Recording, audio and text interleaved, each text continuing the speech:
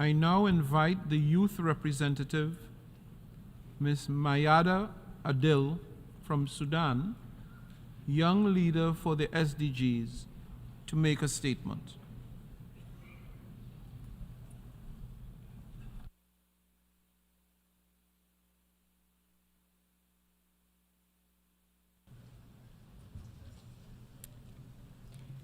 Your Excellencies, ladies and gentlemen, today I stand here not only as Mayada Adil, but also as a young Sudanese woman and activist, carrying the power of my people with me. I'm one of the 17 young leaders for SDGs recognized by United Nations. We just came from the SDG Action Weekend, where youth, women, civil society, private sector, science and academia, and local government had shown we are ready and willing to take action rather than promises from you.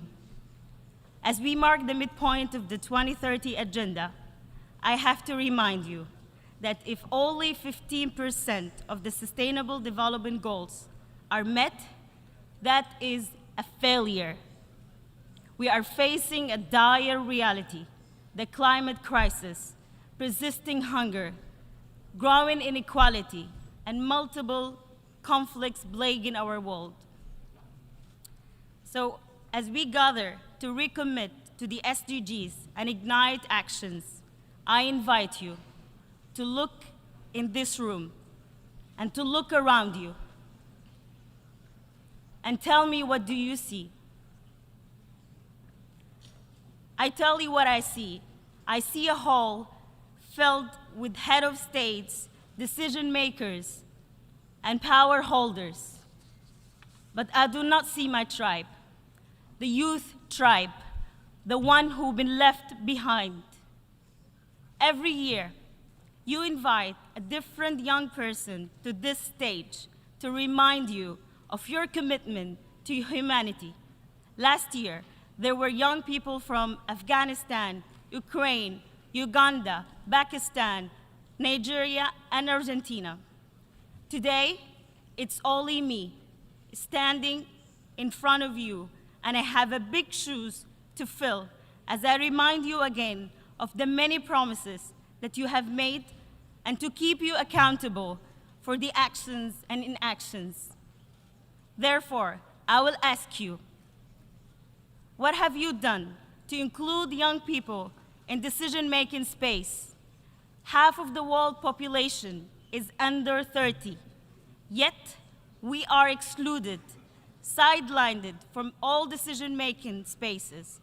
Less than 3% of the members of the parliament are under 30, and less than 1% if we speak about young women only.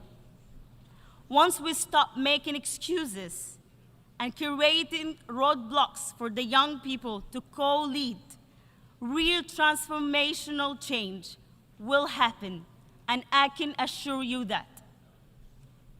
But not as tokenism, through genuine intergenerational partnership and solidarity.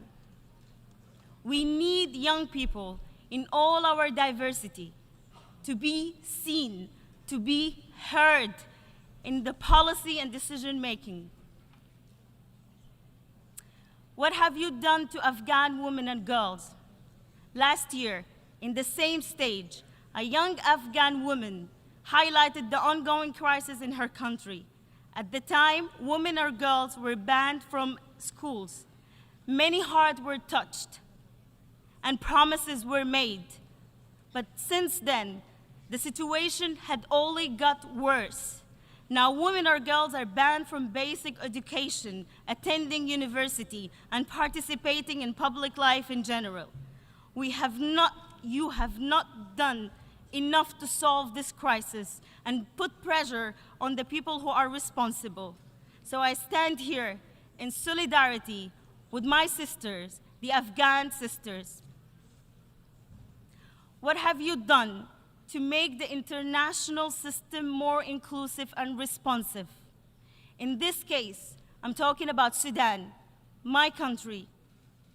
We have witnessed the global humanitarian financial system focusing its aid towards the global north, leaving the global south facing hunger, droughts, climate crisis, and increased conflicts and wars. Sudan is left out of your sight. I wonder why.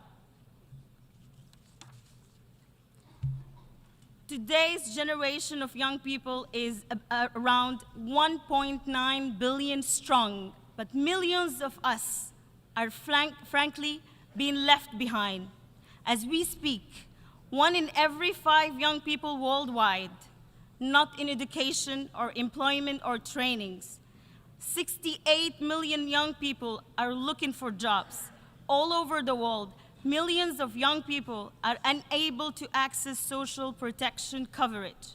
Mental health problems like depression and anxiety are a serious concern for young people.